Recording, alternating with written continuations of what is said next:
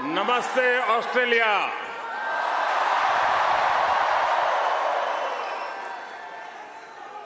Australia के प्रधानमंत्री और मेरे प्रिय मित्र हिज एक्सेलेंसी अल्बनीज़ी, ऑस्ट्रेलिया के पूर्व प्रधानमंत्री His Excellency Scott Morrison,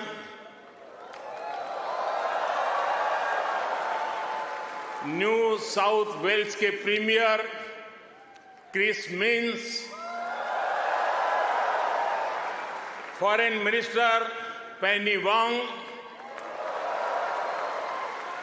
communication minister Michelle Rowland, energy minister Chris Bowen, leader of opposition Peter Dutton, assistant foreign minister Tim Watts, New South Wales के उपस्थित मंत्रिमंडल के सभी आदरणीय सदस्य,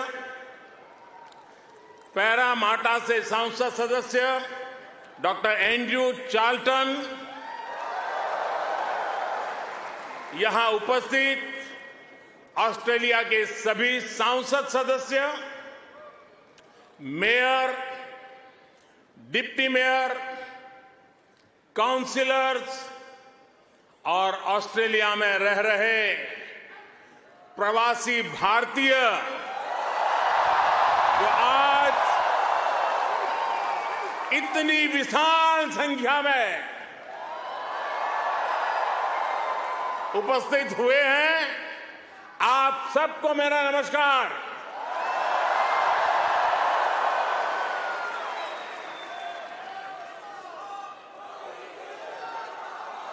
First of all, I acknowledge the traditional custodians of the land that we are meeting here on today.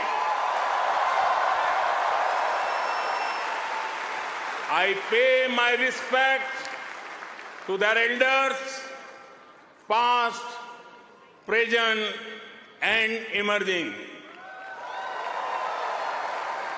I also celebrate all First Nations people who may be with us today. Friends,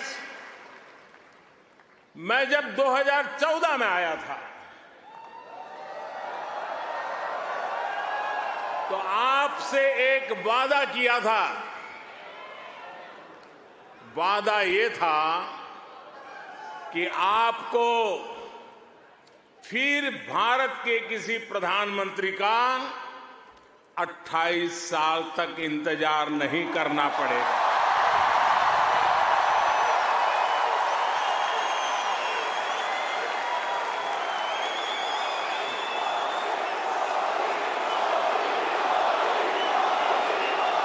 तो लीजिए, यहां Sydney में इस ऐना में मैं फिर हाजिर हूं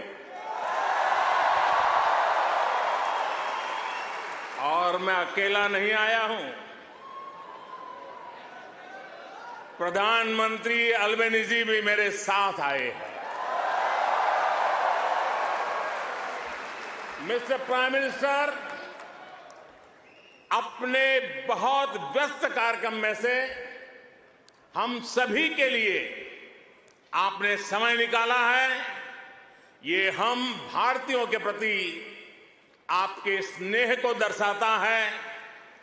आपने जो अभी कहा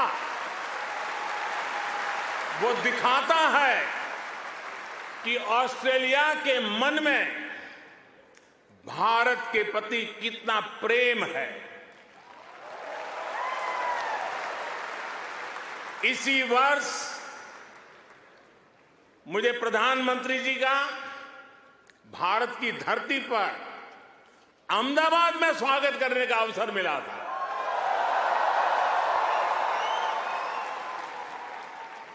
आज उन्होंने यहां लिटिल इंडिया के फाउंडेशन स्टोर को अनवील करने में मेरा साथ दिया है, मैं उनका बहुत बहुत आभार व्यक्त करता हूं।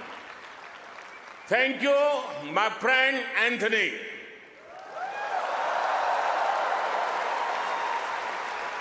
ये लिटिल इंडिया ऑस्ट्रेलिया के विकास में भारतीय समुदाय के योगदान का भी एक रिकॉग्निशन है। मैं न्यू साउथ वेल्स के प्रीमियर, पैरामाटा शहर के मेयर, डिप्टी मेयर और काउंसिलर्स को इस विशेष सम्मान के लिए धन्यवाद देना चाहता हूं। साथियों, मुझे खुशी है कि न्यू साउथ वेल्स में प्रवासी भारतीय समुदाय से कई लोग सार्वजनिक जीवन में सक्रिय भागीदारी कर रहे हैं, अपनी पहचान बना रहे हैं। वर्तमान न्यू साउथ वेल्स की सरकार में डिप्टी प्रीमियर, प्रूकार, ट्रेजरर डेनियल मुखी बड़ा कंट्रीब्यूशन कर रहे हैं। और कल ही भाई समीर पांडे पैरामाटा के लॉर्ड मेयर चुने गए हैं। मैं सबका अभिनंदन करता हूं, बहुत बहुत बधाई देता हूं। साथियों, आज जब पैरामाटा में यह सब हो रहा है, तभी ये जानकारी भी आई है कि पश्चिमी ऑस्ट्रेलिया के पर्थ शहर में भारतीय सैनिक नयन सिंह सैलानी के नाम पर सैलानी एवेन्यू बनाया गया है। उन्होंने पहले विश्व युद्ध में ऑस्ट्रेलिया की फौज के लिए लड़ते हुए वीर गति प्राप्त की थी। इस सम्मान के लिए मैं पश्चिमी ऑस्ट्रेलिया के नेतृत्व का आदरपूर्वक अभिनंदन करता हूं।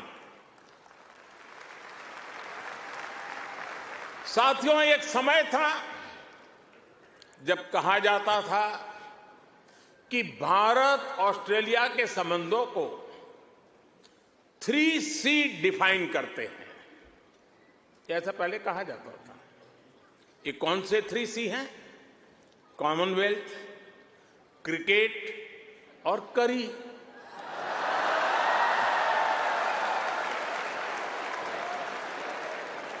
इसके बाद कहा गया कि भारत ऑस्ट्रेलिया के संबंध 3D पर आधारित है। डेमोक्रेसी, डायस्पोरा और दोस्ती। कुछ लोगों ने यह भी कहा कि भारत ऑस्ट्रेलिया के संबंध 3E पर आधारित है। एनर्जी, इकोनॉमी और एजुकेशन। यानी कभी C, कभी D, कभी E। अलग अलग कालखंड में ये बात संभवतः सही भी रही है, लेकिन भारत और ऑस्ट्रेलिया के ऐतिहासिक संबंधों का विस्तार इससे कहीं ज्यादा बड़ा है। और जानते हैं, इन सारे संबंधों का सबसे बड़ा आधार क्या है? जानते हैं?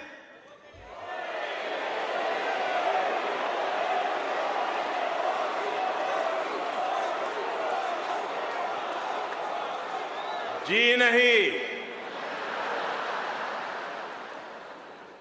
सबसे बड़ा आधार है म्यूचुअल ट्रस्ट और म्यूचुअल रिस्पेक्ट।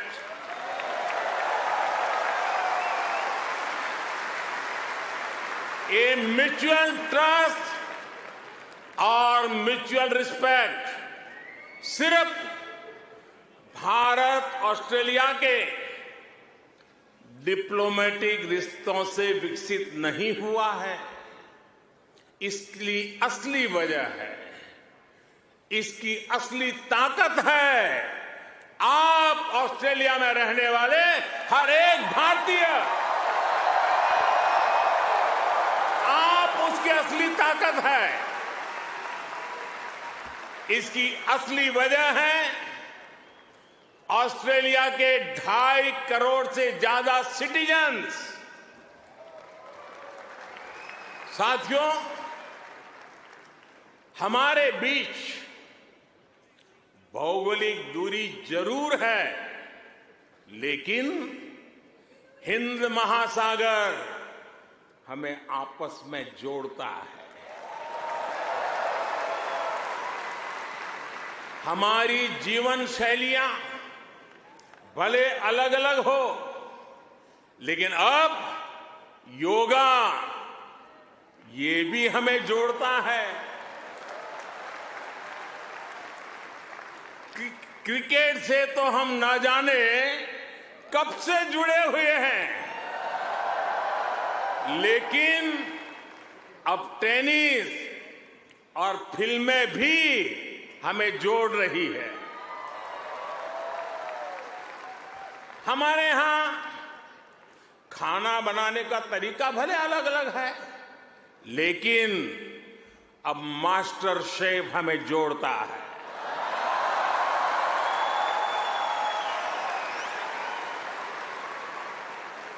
हमारे यहां पर्व त्योहार भले अलग अलग मनाए जाते हैं, लेकिन हम जुड़े हुए हैं दिवाली की रौनक से, बैसाखी के जश्न से।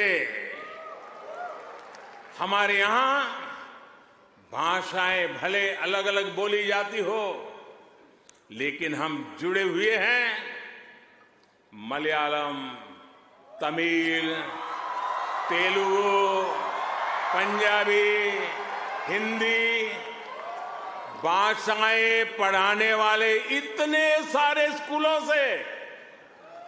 साथियों, ऑस्ट्रेलिया के लोग, यहां के निवासी इतने विशाल हृदय के हैं, दिल के इतने अच्छे और सच्चे हैं कि भारत की इस विविधता को खुले दिल से स्वीकारते हैं।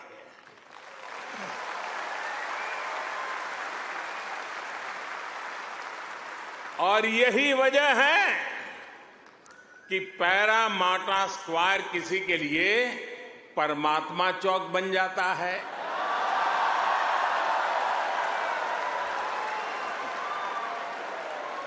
विक्रम स्ट्रीट भी विक्रम स्ट्रीट के रूप में मशहूर हो जाती है, और हैरिस पार्क कई लोगों के लिए हरीश पार्क हो जाता है।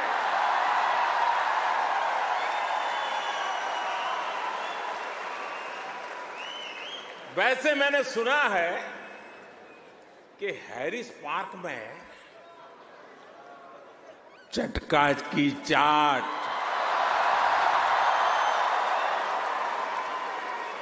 जयपुर स्वीट्स की जलेबी,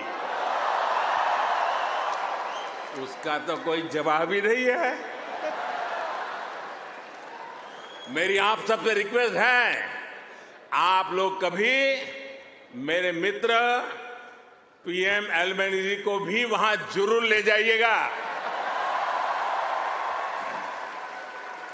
और साथियों, जब खाने की बात चली है और चाट की बात चली है, तो लखनऊ का नाम आना भी स्वाभाविक ही है।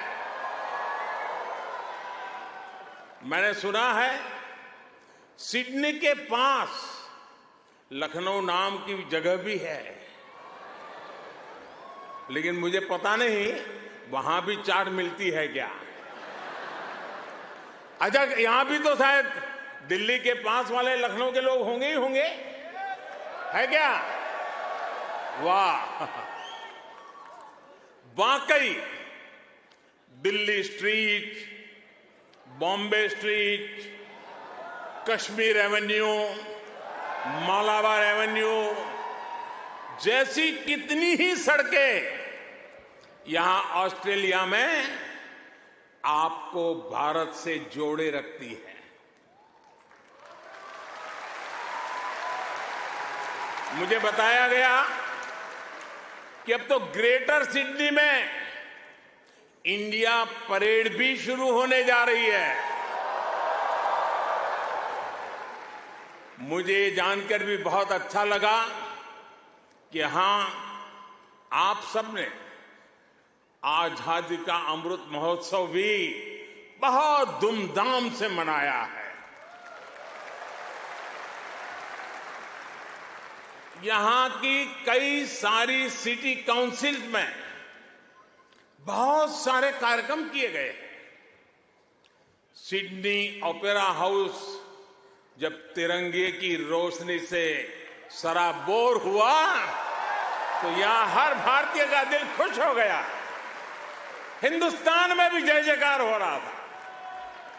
और इसके लिए मैं न्यू साउथ वेल्स गवर्नमेंट का विशेष तौर पर आभार व्यक्त करता हूं। साथियों, हमारे क्रिकेट के रिश्तों को भी 75 वर्ष पूरे हो गए हैं। क्रिकेट की फील्ड पर मुकाबला जितना रोचक होता है, उतनी ही गहरी ऑफ द फील्ड हमारी दोस्ती है। इस बार तो ऑस्ट्रेलिया की अनेक विमेन क्रिकेट प्लेयर भी पहली बार भारत में आईपीएल खेलने आई थी।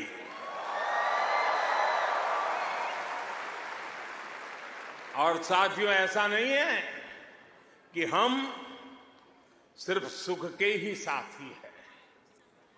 अच्छा दोस्त तो सुख का तो साथी होता है, दुख का भी साथी होता है।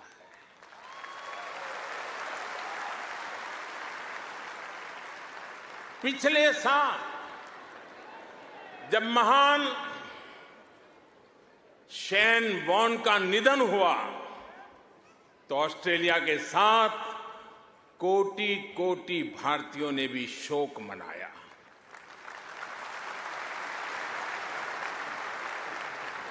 ये ऐसा था जैसे हमने अपना कोई खो दिया है। साथियों, आप सभी यहां ऑस्ट्रेलिया में हैं, यहां के विकास को देख रहे हैं। आप सभी का एक सपना रहा है कि हमारा भारत भी विकसित राष्ट्र बने।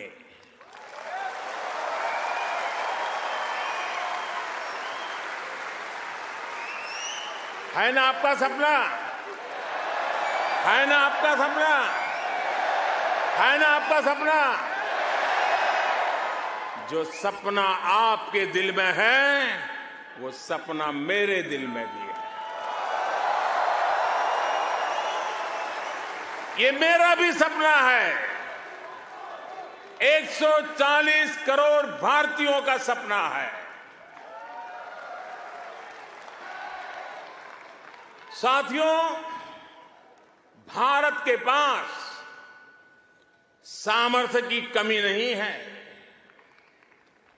भारत के पास संसाधनों की कमी भी नहीं है।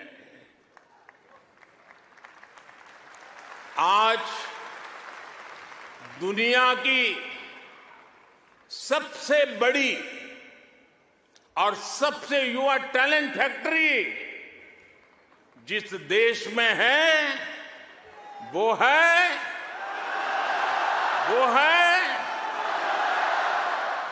सही जवाब दे रहे हैं आप, वो है इंडिया।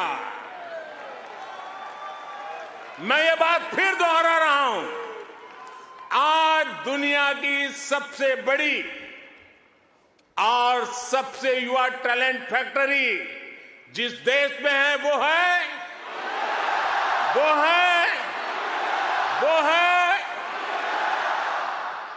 और अब मैं आपके सामने ऐसे ही कुछ फैक्ट रखूंगा और आपसे सही उत्तर जानना चाहूंगा, ठीक है? रेडी?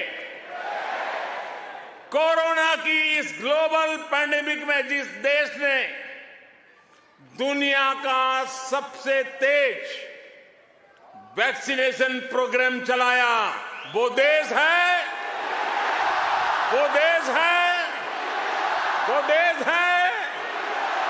आज जो देश दुनिया की फास्टेस्ट ग्रोइंग लार्ज इकोनॉमी है, वो है।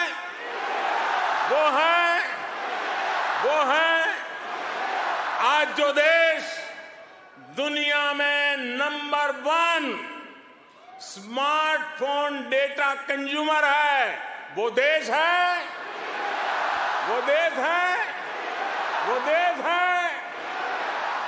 आज जो देश फिनटेक एडॉप्शन रेट में नंबर 1 है, वो देश है।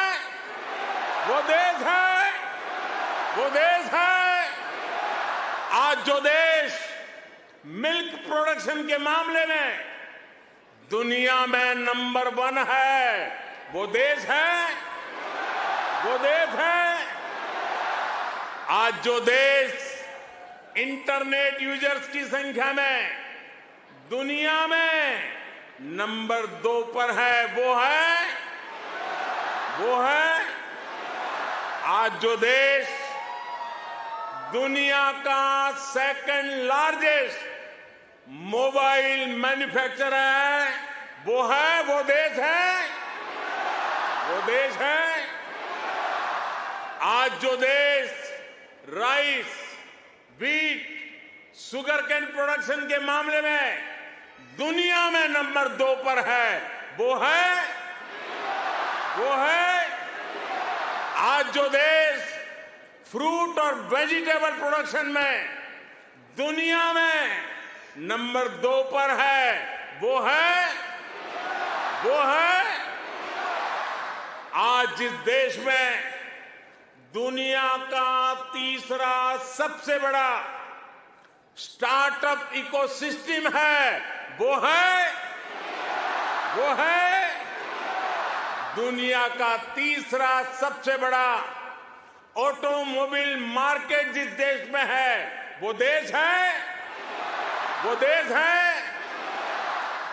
दुनिया का तीसरा सबसे बड़ा सिविल एविएशन मार्केट जिस देश में है, वो देश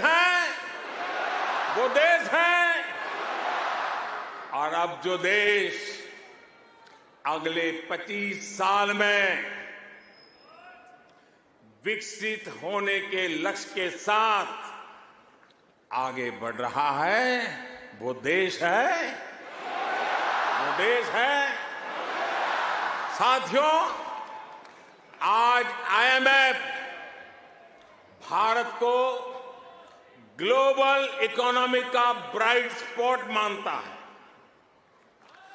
वर्ल्ड बैंक का विश्वास है कि ग्लोबल हेडविंड्स को अगर कोई चुनौती दे रहा है तो वो भारत है।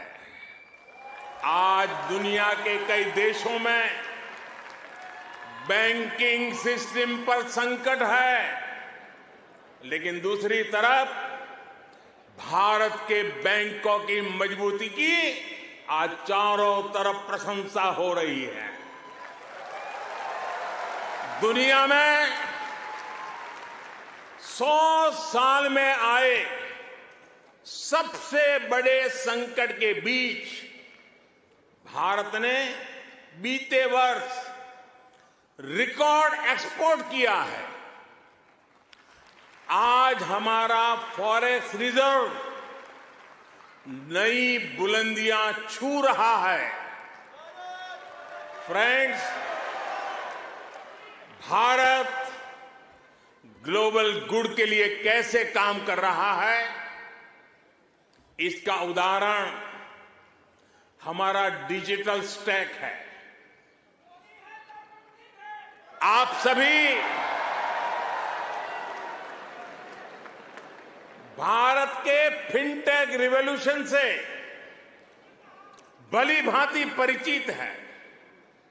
आपको याद होगा, जब मैं 2014 में यहां आया था, तब मैंने आपसे एक सपना साझा किया था।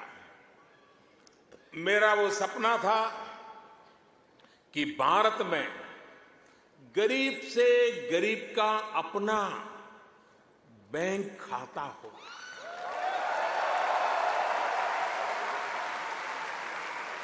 आपको गर्व होगा दोस्तों, आपको गर्व होगा कि पिछले 9 वर्ष में हमने करीब 50 करोड़ भारतीयों के, यानी करीब 500 मिलियन बैंक अकाउंट खोले हैं।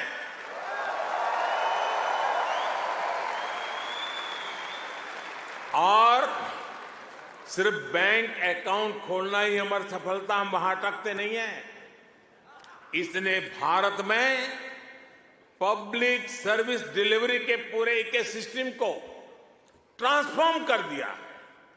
हमने Jan Dhan bank account, mobile phone और आधार आईडी की एक जैम ट्रिनिटी, JAM ट्रिनिटी बनाई है।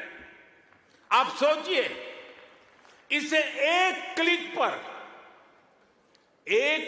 पर करोड़ों करोड़ों देशवासियों तक डायरेक्ट बेनिफिट ट्रांसफर, DBT संभव हुआ है। और आपको और खुशी होगी, बीते 9 वर्षों में, यह आंकड़ा भी आपको बहुत आनंद देगा, बीते 9 वर्षों में 28 लाख करोड़ रुपए, यानी 500 बिलियन ऑस्ट्रेलियन डॉलर से भी ज्यादा सीधे जरूरतमंदों के बैंक अकाउंट में भेजे गए हैं।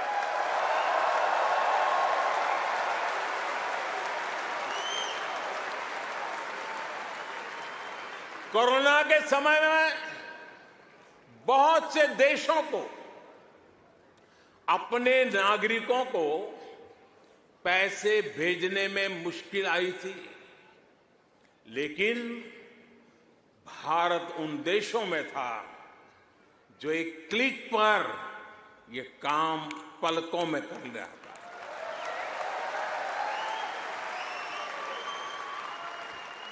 यूनिवर्सल पब्लिक इंटरफेस यानी यूपीआई ने भारत में फाइनेंशियल इंक्लूजन को नई ऊंचाई पर पहुंचा दिया है। आज दुनिया के 40% रियल टाइम डिजिटल पेमेंट्स अकेले भारत में होते हैं।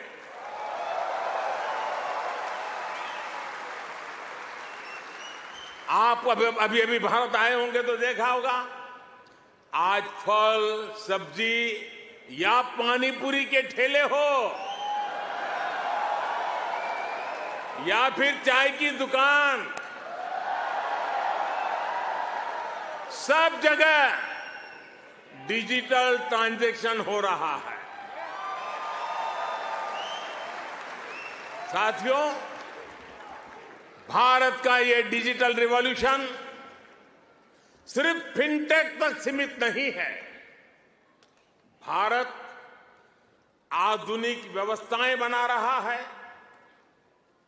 लोगों की ईज ऑफ लिविंग बढ़ा रहा है। इसका एक उदाहरण भारत का डिजी लॉकर है।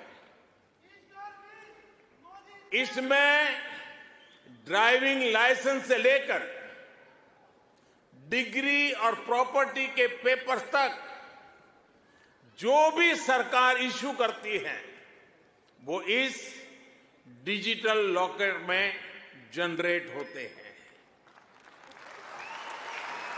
करीब सैकड़ों तरह के डॉक्यूमेंट्स डिजिटल लॉकर में रिफ्लेक्ट होते हैं।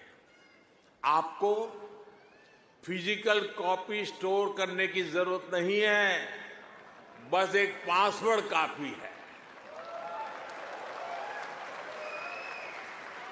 और इससे 15 करोड़ से ज्यादा यानी 150 मिलियन से भी ज्यादा भारतीय जुड़ चुके हैं। इस तरह के कितने ही डिजिटल प्लेटफॉर्म आज हर भारतीय को पावरफुल बना रहे हैं, ताकतवर बना रहे हैं। साथियों, आज भारत के हर कदम, हर उपलब्धियों के बारे में दुनिया जानना चाहती है। आज की दुनिया जिस वर्ल्ड ऑर्डर की तरफ जा रही है, जिन संभावनाओं को तलाश रही है, उसमें ये स्वाभाविक भी है। भारत हजारों वर्षों की जीवंत सभ्यता है। भारत मदर ऑफ डेमोक्रेसी है।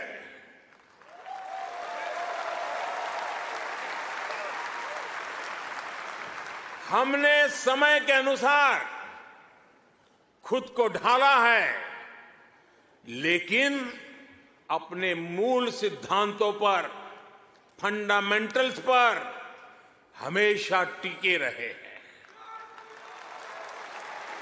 हम राष्ट्र को भी एक परिवार के रूप में देखते हैं और विश्व को भी एक परिवार मानते हैं। वसुधैव कुटुंबकम। और इसलिए जब भारत अपनी G20 प्रेसिडेंसी की थीम तय करता है तो कहता है अपने आदर्शों को जीने का उसका स्वभाव देखिए। G20 प्रेसिडेंसी में भारत कहता है one earth, one family, one future.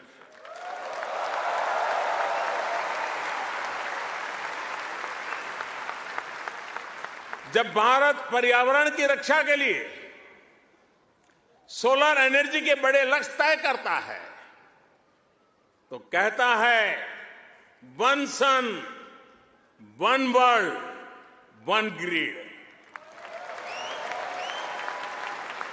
जब भारत वैश्विक समुदाय के स्वस्थ रहने की कामना करता है तो कहता है one earth, one health. Bharat वो देश है जिसने कोरोना के संकट में दुनिया के 150 से ज्यादा देशों को उस संकट की घड़ी में दवाइयां भेजी। भारत वो देश है जिसने 100 से अधिक देशों को मुफ्त वैक्सीन भेजकर करोड़ों करोड़ों लोगों का जीवन बचाया। कोरोना के समय में आपने भी यहां जिस सेवा भावना से काम किया वही हमारी संस्कृति की विशेषता है। आज शहीदों के सरताज पंचम सिख गुरु श्री गुरु अर्जुन देव जी का शहीदी पर्व है। हमें गुरु जी के जीवन से सभी की सेवा करने शिक्षा मिलती है। गुरु अर्जुन देव जी ने ही दसंध प्रणाली शुरू की थी। इसी प्रेरणा से कोरोना के दौरान भी कितने ही गुरुद्वारों के लंगर ने यहां लोगों की मदद की। इसी दौर में कितने ही मंदिरों की रसोई यहां पीड़ितों के लिए खुल गई। ऑस्ट्रेलिया में रहकर पढ़ाई कर रहे स्टूडेंट्स भी बड़ी संख्या में लोगों की मदद के लिए आगे आए। विभिन्न सामाजिक संगठनों ने भी इस दौरान बहुत लोगों की मदद की। भारतीय कहीं भी रहे, एक मानवीय भाव उनमें समाहित रहता है। साथियों, मानवता के हित में ऐसे ही कार्यों के कारण आज भारत को फोर्स ऑफ ग्लोबल गुड कहा जा रहा है। जहां कहीं भी कोई आपदा होती है, भारत मदद के लिए तैयार मिलता है। जब भी कोई संकट आता है, भारत समाधान के लिए तत्पर रहता है। आज चाहे इंटरनेशनल सोलर अलायंस के द्वारा सौर ऊर्जा का उपयोग बढ़ाना हो, चाहे आपसी सहयोग के माध्यम से डिजास्टर रिजिलिएंट इंफ्रास्ट्रक्चर तैयार करना हो, चाहे इंटरनेशनल बिग कैट अलायंस को नेतृत्व देना हो, भारत ने हमेशा अलग अलग देशों को एकजुट करने के लिए एक बाइंडिंग फोर्स की तरह काम किया है। अभी अभी जब तुर्की में भूकंप ने तबाही मचाई, तब भारत ने ऑपरेशन दोस्त के द्वारा मदद का हाथ बढ़ाया। भारत अपने हितों को सबके हितों से जोड़कर देखता है। सबका साथ, सबका विकास, सबका विश्वास और सबका प्रयास, ये हमारी डोमेस्टिक गवर्नेंस का भी आधार है और ग्लोबल गवर्नेंस के लिए भी यही विजन है। साथियों, आज भारत और ऑस्ट्रेलिया के बीच स्ट्रेटेजिक पार्टनरशिप निरंतर गहरी हो रही है। हाल में ही हमने इकोनॉमिक कोऑपरेशन और ट्रेड एग्रीमेंट ECTA एकता साइन किया है। अनुमान है इससे दोनों के बीच ट्रेड अगले 5 वर्ष में 2 गुने से अधिक हो जाएगा। अब हम कॉम्प्रिहेंसिव इकोनॉमिक कोऑपरेशन एग्रीमेंट पर काम कर रहे हैं।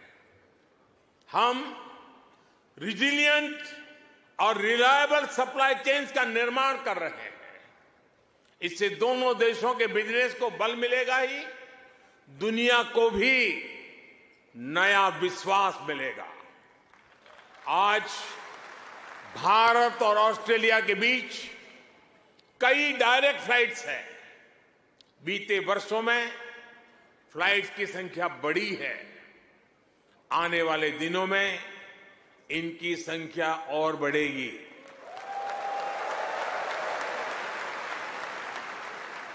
एक दूसरे की डिग्रियों को मान्यता देने को लेकर भी दोनों देश आगे बढ़े हैं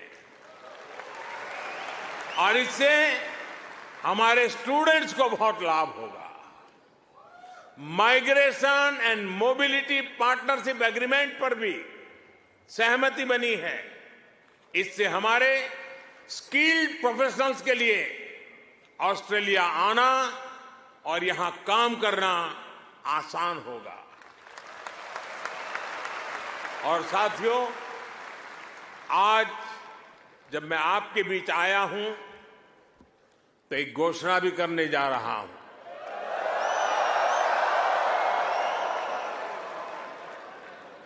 ब्रिस्बेन में भारतीय समुदाय की बहुत समय से जो मांग थी, अब उसे पूरा किया जाएगा।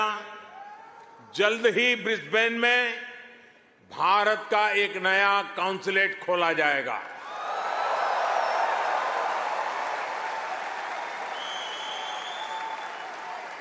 फ्रेंड्स, भारत और ऑस्ट्रेलिया की गहरी होती पार्टनरशिप मां भारती में आस्था रखने वाले प्रत्येक व्यक्ति को सशक्त करेगी। आपके पास टैलेंट है, अपनी स्किल की ताकत है और साथ ही अपने कल्चरल वैल्यूज भी है।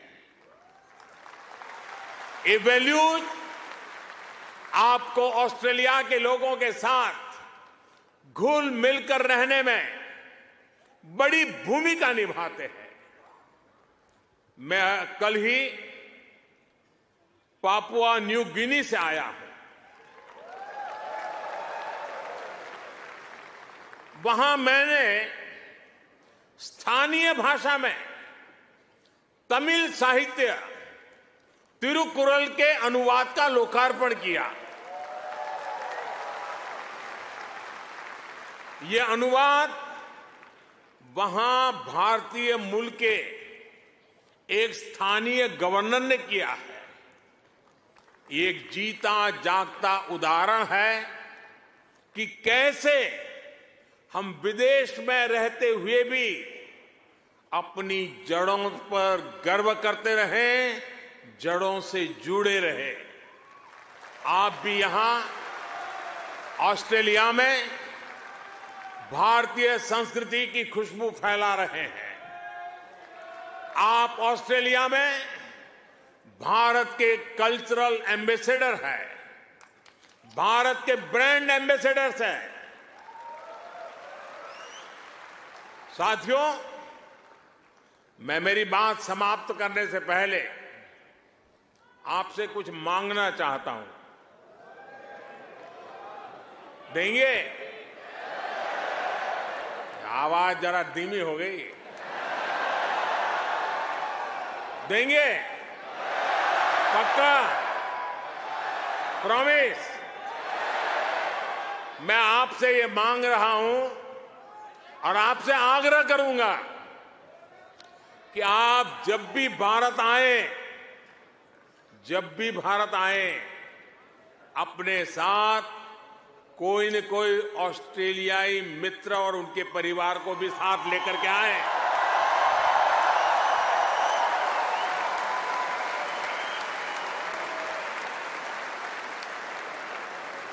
इससे उन्हें भारत को समझने का, जानने का और ज्यादा बेहतर मौका मिलेगा।